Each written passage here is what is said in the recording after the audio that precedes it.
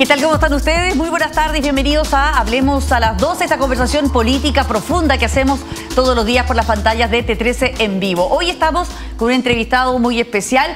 Se trata de Pablo Ortúzar, investigador del Instituto de Estudios de la Sociedad, del IES, doctor en Teoría Política por la Universidad de Oxford, antropólogo social de la Universidad de Chile, columnista de La Tercera, panelista de Radio Duna y además profesor de la Facultad de Economía y Negocios de la Universidad de Chile. ¿Cómo estás, Pablo? Bienvenido. Hola, muy bien. Muchas gracias por la invitación. Además, que casi recién llegando, que viviste mucho tiempo fuera, en Inglaterra, en Escocia. Claro, en Escocia el Reino Unido. En el Reino Unido. Y ahora estás de vuelta acá haciendo clases ya totalmente integrado a la tarea académica. Y estamos conversando con él porque, miren, tengo en mis manos el nuevo libro de Pablo Ortúzar que trata sobre un tema muy interesante del cual queremos conversar, y es el estallido social. Se llama Dignos, crónica del estallido social recién salido del horno, podríamos decir, ¿no? Así es, la presentación fue el 27 de diciembre. 27 de noviembre, recién, hace unos días. Bueno, Pablo, este es un tema, el estallido social, que evidentemente ha concentrado mucha de la reflexión académica, política, porque es probablemente uno de los grandes episodios que hemos vivido históricos en nuestro país y que hemos empezado a procesar de diversas maneras. Quería partir por lo que tú planteas en este libro. Primero, ¿por qué le pusiste Dignos? ¿Y cuál es en el fondo, tu interpretación de los hechos o de lo que ocurrió en el estallido? Bueno, porque la bandera central del estallido y de la movilización que se generó era la de la dignidad. Entonces, este ideal de realizar la dignidad o de luchar por la dignidad, bueno, le dio el nombre al libro. Al igual que el libro de Simon Schama, Citizens, que es Ciudadanos, ¿sí? Plantea él que en fondo es este ideal de la ciudadanía, lo que mueve, lo que impulsa, lo que cuaja, ¿cierto?, la Revolución Francesa. Es que ha habido muchas interpretaciones del estallido, algunos lo llaman directamente estallido delictual, lo que no sería muy compatible con la dignidad. ¿Tu visión es que sí fue una expresión de demandas o lo que sea que tenía la sociedad que son legítimas? Lo que pasa es que hay dos visiones que son políticamente interesadas y simplistas. Una es la idea del estallido delictual y la otra es la de la revuelta popular, como si hubiera sido una revolución de izquierda, digamos. Ambas yo creo que intentan, digamos, achicar el estallido, simplificarlo hasta lo burdo, para llevar agua a molinos que no tienen que ver con lo que pasó. Obviamente que una cosa es, y por otro lado, una cosa son los ideales a partir de los cuales se actúa, y otro es lo que termina pasando. Entonces, en este libro, una de las cosas que yo creo que queda en evidencia es que el ideal de la dignidad, que es una idea que hace cuajar muchas otras anhelos, frustraciones, rencores, digamos, e ideales, termina provocando una situación en la que la violencia finalmente se vuelve la protagonista central de este evento. Episodio. Claro. Y una violencia que se alimenta, a su vez, de la búsqueda del tratar de remarcar esta noción de dignidad. Una de las tesis que se plantea hacia el final del libro, no es un libro muy lleno de tesis y de interpretaciones, es una crónica. El 90% del libro es narrar los hechos tal como ocurrieron lo más fielmente posible. Porque creo que en buena medida los hechos nunca hablan por sí solos, pero lo que necesitamos primero, antes de una discusión más larga, es volver a lo que pasó.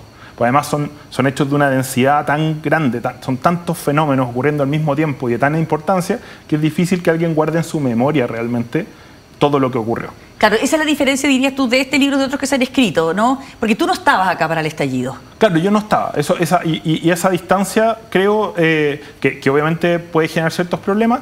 Tiene la ventaja de que no tengo un compromiso existencial, si se quiere, con esa época. No estoy marcado a fuego por el estallido y por lo tanto mi aproximación es en ese sentido como cándida. No tengo, digamos, no partí la reconstrucción de los hechos con una hipótesis clara, sino que dejé que los hechos más o menos hablaran por sí solos, y yo ofrezco finalmente, a lo que me refería antes, una pequeña interpretación. Y una idea central en esto es que el conflicto del estallido en algún punto comienza a ser dominado por la oposición entre vida y cosas, que vida también es dignidad, ¿cierto? La dignidad de los humanos versus las cosas. Entonces, la violencia destructiva dirigida en contra de las cosas, de hecho una de las imágenes que más se recuerda del estallido, y todos se deben acordar de ella, es la de un encapuchado que le saca, ¿cierto?, de una tienda que estaban saqueando un televisor de plasma, y en vez de robárselo, digamos, o llevárselo, claro, para llevárselo, lo tira a la barrica. Y eso para muchos de esto estamos hablando. Esa fue una imagen que dio muchas vueltas, porque de alguna manera mucha gente se sintió interpretada por ese momento. Y claro, porque hay una noción de que destruir las cosas de alguna forma reafirmaba la dignidad o la vida. En el entendido de lo que se estaba comunicando era la vida es más digna, la vida importa más que las cosas, que los objetos, que la economía, etcétera, etcétera. Que es una cuestión maniquea, literalmente maniquea. Entonces, esa distinción operando, ¿cierto?, yo creo que termina haciendo que la violencia de alguna manera no tenga ningún control, porque cualquier persona que criticara, mucha gente te decía, yo no estoy particularmente a favor de la violencia, pero sí estaban mucho más en desacuerdo con que la violencia fuera reprimida que con el hecho de que la violencia callejera existiera. Y era básicamente esa la excusa: a ti te importan más las cosas que las personas. Esa era la respuesta. Y eso se repite, hasta, ¿cierto?, que la pandemia viene a transformar, a transfigurar esa distinción y cambia las reglas del juego. Claro, es curioso porque justamente la pandemia lo que nos hace valorar es la vida. Y la vida material, porque el cuerpo es el que se muere. Sí. Entonces, y además el Estado pasa de ser, en fondo, un agente opresor, represor, y una autoridad de la cual uno podía burlarse y buscar incluso destruirla, a un agente al cual se le demandaba. Necesitamos la ayuda del Estado. La protección máxima. Sí.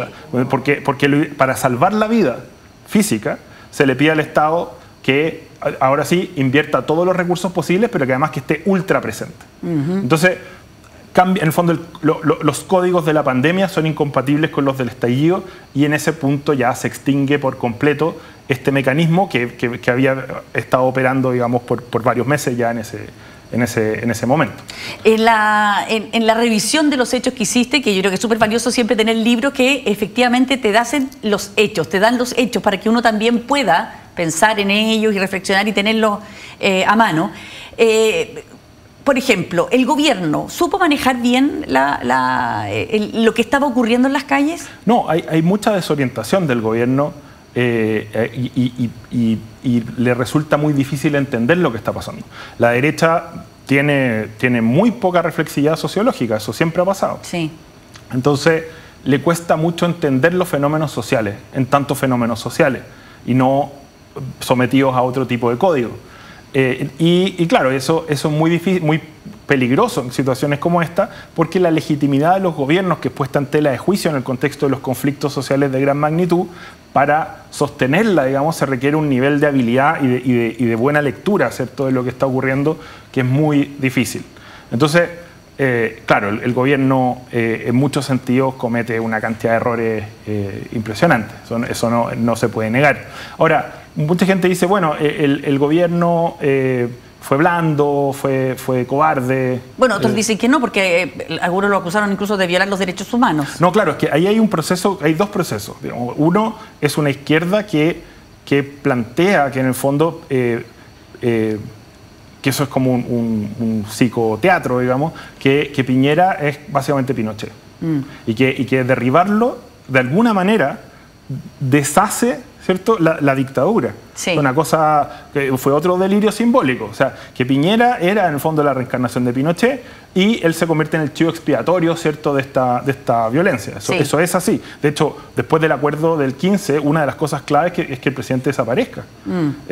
Porque ya lo habían cargado, en el fondo le habían puesto la máscara de Pinochet, y eso en ese momento parecía irreversible. Legitimaba absolutamente. Entonces, y al otro lado, desde pero que es algo que pasó después, efectivamente es una revisión.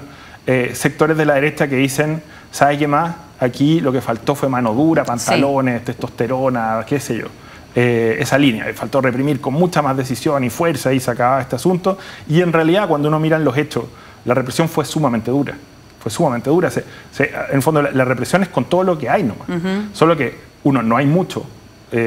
No hay torpeza. Hay mucha torpeza, hay poco entrenamiento, no están preparados, digamos, absolutamente desbordados, carabineros, no tienen las herramientas necesarias la oportunidad y el manejo inteligente de la represión tampoco está presente. Cosa que no era la primera vez que le pasaba a Sebastián Piñera, porque la vez anterior había sido el 4 de octubre del año 2011, cuando es la represión al movimiento estudiantil la que termina reviviendo al movimiento estudiantil y haciéndolo triunfar.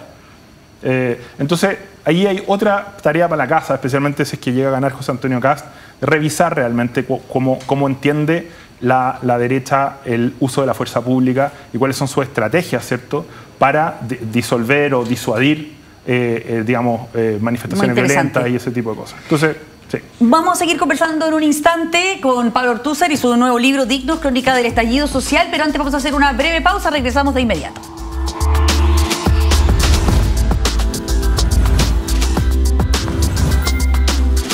Ya volvemos con Hablemos a las 12 con Iván Valenzuela, de 13 en vivo, noticias siempre. Este 2025 las elecciones se viven minuto a minuto en el 13. Con un amplio despliegue en terreno, el análisis, la explicación clara y la proyección de los resultados. Queremos acompañarte en tu día, donde tú decides el Chile que quieres. Creemos en el poder de estar informados, pero también en el poder de estar juntos. El poder saber lo que está pasando en todas las regiones. Y el poder de la conversación, de plantear los distintos puntos de vista con claridad y responsabilidad. Porque finalmente tú tienes el poder de elegir. Tú decides. 2025. Elecciones presidenciales, segunda vuelta. Domingo 14 de diciembre, desde las 6 de la mañana y durante todo el día, por todas nuestras plataformas. Tele 13, el poder de votar informados. Llega a 13 Rec el fenómeno de audiencia que paralizó Chile hace 22 años. Revive las apasionantes historias de la familia Mercader en la icónica teleserie Machos, solo en 13 Rec. Estamos en vivo con Ramón Ulloa, lunes a jueves, 19:30 horas. De 13 en vivo, noticias siempre. Ya, yo voy a salir un rato, voy y vuelvo. Quiero que te portes bien, no quiero ningún reclamo. ¿Estamos? ¿Estamos? Ya.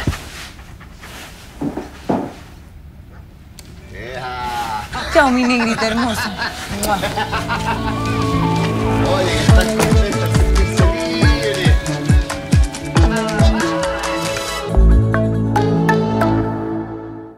Juan Pedro regresa con noticias de Karen. Atendieron al toque, ¿cachai? La operaron el día siguiente. Hoy ya le empezó a doler bastante. Y como cayó y no alcanzó a poner las manos, entonces se pegó en el brazo y el hueso de acá, que se llama el radio, se partió en 5 trozos. Y los participantes eligen a los nominados en el Consejo de Todos los Tiempos. Este segundo tiempo te vamos a poner a correr. Así que tengáis más cuidado con lo que habláis de ella, porque yo voy a salir a dar cara ante eso, así que tengáis más cuidadito nomás. Descúbrelo hoy en Mundos Opuestos. Segundo tiempo, domingo a jueves, después de Tele 13 Central, por el 13 y 13 Go. Sigue con Hablemos a las 12 con Iván Valenzuela, de 13 en vivo, noticias siempre.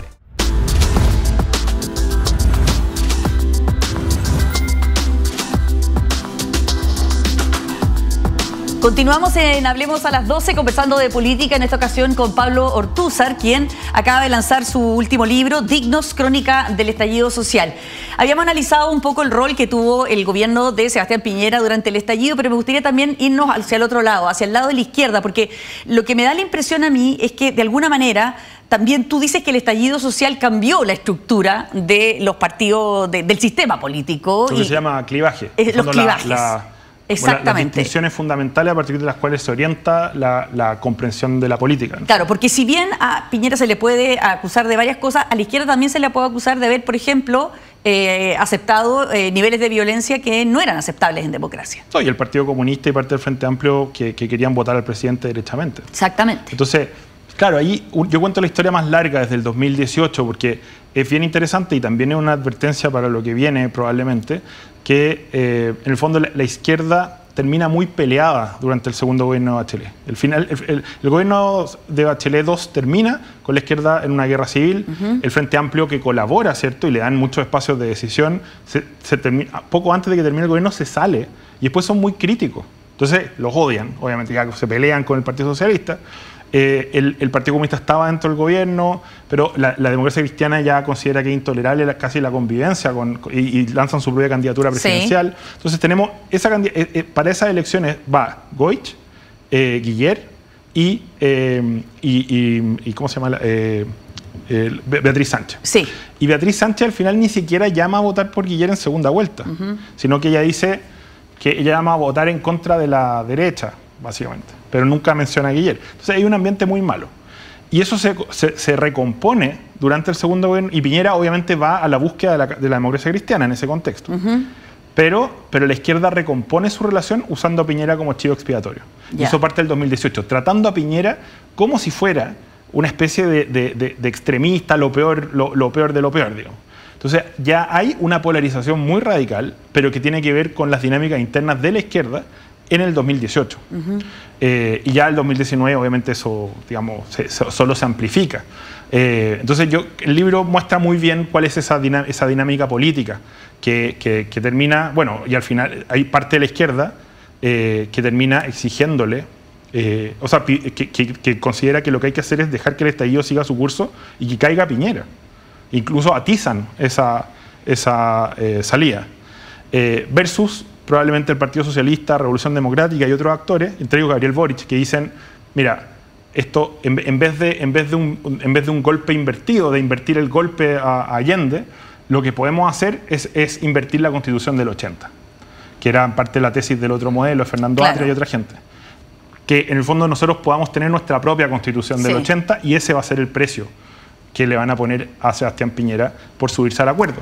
El precio que pagan, pero que finalmente bueno, no se puede concretar en dos procesos fallidos que tuvimos. Y ahí es muy importante la alternativa del presidente Piñera, porque la alternativa era sacar a los militares el 12 de noviembre, ¿cierto? En un contexto de violencia extrema, y por lo tanto los militares iban a salir a utilizar las armas de guerra que son sus herramientas, y eso iba a terminar con centenares de muertos, con militares en el poder sin saber qué hacer, porque en el fondo ningún político en ese contexto les podía ofrecer amnistía. Con Sebastián Piñera probablemente ahí sí, en fondo acusado en Tribunal Internacional y convertido en Pinochet, y por lo tanto renovando, ¿cierto?, el clivaje del 88. Pero esa difícil decisión que toma Piñera en un minuto de enfocar esto hacia un curso institucional a través de nuevos procesos constitucionales también le costó caro a la centro-derecha. Entonces, sobre todo a mí lo que me gustaría en los minutos que nos quedan es enfocar el presente y el futuro a la luz de estos hechos que tú estudiaste. Lo que pasa es que esa noche, la del 12 de noviembre, es la noche decisiva para invertir el clivaje, como les decía, que es la distinción fundamental sobre la cual entendemos y operamos en política en Chile. Porque Piñera, en vez de fusionarse con Pinochet, lo que hace es pasarle la pelota a la izquierda. Y haciendo a una izquierda que había sido muy abusiva como oposición. Y la izquierda no está a la altura de ese desafío, lo cual termina después, ¿cierto?, en el proceso constitucional fallido y todo lo demás. Y ese proceso, digamos, invierte o cambia para siempre hasta que pase alguna otra cosa, los clivajes de la política nacional. Hoy día la política, y eso lo muestra, ¿cierto?, la posición que ha tomado el expresidente Eduardo Frei, que es muy importante tomársela en serio. Vi por ahí, no sé, a Julio César Rodríguez y otros de esos de matinal que hacían fiesta durante el estallido, y después ahora son como antidelincuentes y antiinmigrantes, comentando que a quién le importaba Frei. Bueno, Frei es un expresidente de la República, de la democracia cristiana, hijo de uno de los presidentes clave del siglo XX, que claramente operando bajo estas nuevas coordenadas, se pone del lado del rechazo, y se pone del lado del rechazo de manera sistemática al punto de terminar votando por José Antonio Kast. Eso es muy importante. Da lo mismo si Frei mueve 10 votos, 20 votos, 30 votos. En términos históricos y lo que representa eso, que uno de los últimos, digamos, presidentes de la concertación, si entendemos a Bachelet como la nueva mayoría en el fondo, le entregue su apoyo a José Antonio Kast bajo el entendido de que la política hoy día está operando bajo un código distinto del que operó durante todos los 90 y todos los 2000, es muy importante, y ese es uno de los efectos clave del estallido social. ¿Podríamos tener otro estallido en Chile? ¿Están las causas, el germen vigente? O sea, es muy difícil que pasen cosas parecidas. Sí, en verdad esto es cataclísmico, sí. Y el nivel de daño que genera es brutal, y ese daño siempre lo sufren especialmente las personas que tienen menos posibilidad de defenderse de él. Entonces, no es que haya la energía que se requiere para algo así, la verdad es que yo dudo que esté presente hoy día. Ahora, tampoco son eventos nuevos y que nunca hayan pasado. Si uno lee la historia, y no me refiero a Gabriel Salazar, si uno lee a Gonzalo Vial, especialmente en un Chile más desigual, más violento, este tipo de fenómenos sí habían ocurrido antes. ¿Y qué lecciones tendría que sacar las nuevas autoridades? Porque se supone, por todo lo que conocimos de las encuestas antes de que comenzara la veda, que lo más probable es que gane José Antonio Kast, representando una derecha que es bastante a la derecha. Entonces, ¿qué lecciones o cómo va a tener que lidiar de alguna manera con esto? Porque también se piensa que en la medida que ganara Kast se podría encender más fácilmente la calle. Yo creo que hay varias lecciones históricas en el estallido mismo. Obviamente el escenario cambió, porque de hecho el mismo estallido transforma la política nacional, pero hay muchas cosas respecto a cómo gobernar, a la importancia de generar reflexividad sociológica, de estar atento a los procesos sociales, de entender el nivel simbólico, ¿cierto?, de la acción colectiva que la derecha necesita incorporar. Y muchas advertencias respecto también a la oposición. La oposición va a estar, si es que la oposición a Kast, en un eventual gobierno de Kast, va a estar en el banquillo, digamos, va a estar en el pizarrón. Pues ellos han dicho que ellos tienen un gran compromiso democrático, que el presidente muchas veces ha repetido que claro, que hubo excesos, que cometieron excesos, etcétera. Pero ahora les va a tocar ser oposición de nuevo y vamos a ver cómo se comportan. Porque ya están calentando motores con la idea de que Kast es ahora sí que sí, ya Piñera no era, pero esta sí que sí es la ultra extrema derecha, entonces ahora sí que sí hay que ir con todo. Y están al mismo tiempo apoyando a una candidata que viene de un partido que intentó votar al presidente de la República hace 6 años. Entonces, bueno, yo creo que hay una ensalada que va desde un nivel psicológico hasta uno político, que van a tener que tratar de arreglar en los próximos años si es que Kast es presidente y ellos vuelven a ser oposición. Ahora, hubo también varios elementos que nunca hemos podido llegar. Es como si hubo organización detrás de esta manifestación, si esto fue espontáneo, cómo se pudieron quemar todas las estaciones de metro al mismo tiempo, en fin. ¿Tú cómo analizas ese hecho? Si fue algo realmente espontáneo, hubo, no sé, intervención externa, en fin. Sí, yo creo que son dos extremos que explican poco. Perdón. La idea de una como control total, ¿cierto? Esto está todo planificado de principio a fin, y la idea de que esto es pura espontaneidad. O sea, como que había un señor, no sé, que estaba vendiendo chicle y al minuto siguiente estaba quemando el metro. Lo que se ve es algo entre medio. Hay un montón de orgánicas, y esto lo muestra muy bien Iván Pouge en su libro Siete Cabezas, hay un montón de orgánicas delictivas, anarquistas, de barras bravas, etcétera, vinculadas a esta violencia, que son orgánicas que existen, digamos, que preexisten al estallido, el crimen organizado también. Pero esto lo destacó Ascanio Cavallo en la presentación del libro. Entonces, claro, hay algo de organicidad en esa violencia. Pero esto no es como algo ejecutado, complot internacional. Un super complot y que todos estos son combatientes articulados desde un centro neurálgico. Eso tampoco existe. Entonces, claro, el estallido es un fenómeno lleno de ambigüedades, lleno de contradicciones, lleno de personajes. Es un océano de eventos, de fenómenos, de caracteres. Y eso es lo entretenido, eso es lo que lo hace también algo que debe ser atendido en su detalle y no simplemente reducido a puro crimen o la lucha del pueblo digno contra el neoliberalismo, porque ninguna de esas dos caricaturas en verdad da cuenta de lo que pasó, que en verdad es una selva. como ahí se ve en el prólogo del profesor Oscar Landerreche. Nos quedan los últimos minutos de la entrevista. ¿Por qué deberíamos leer tu libro? Yo creo que es importante que volvamos a pensar en el estallido.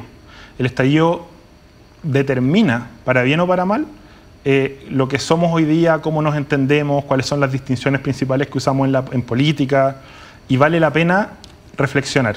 Justamente una de las cosas que se notó durante el estallido era una clase política iletrada e históricamente analfabeta. Gente que no lee historia, que no reflexiona sobre la historia, obviamente en su mayoría, hay excepciones notables y todo lo demás, pero en el fondo, en parte la falta de reflexividad sociológica es también falta de reflexividad histórica. Tenemos que hacernos cargo de los procesos sociales, de las responsabilidades involucradas, de las decisiones tomadas que van abriendo y cerrando caminos, y no simplemente declarar que nos volvimos locos, pero ya lo pasado pisado. Eso es una pésima idea. Lo importante, creo yo, es volver a lo que hicimos y tratar de entenderlo y apropiarnos de las lecciones que esos fenómenos nos dejan, digamos, para el futuro. Muy bien, muchísimas gracias Pablo Ortúzar, antropólogo social, profesor, doctor en teoría política de la Universidad de Oxford, por acompañarnos y por darnos este interesante libro que va a ser de lectura obligada. Muchísimas gracias. No, muchísimas gracias por la invitación. Bueno, y de esta manera cerramos Hablemos a las 12. Muchísimas gracias por acompañarnos, que esté muy bien.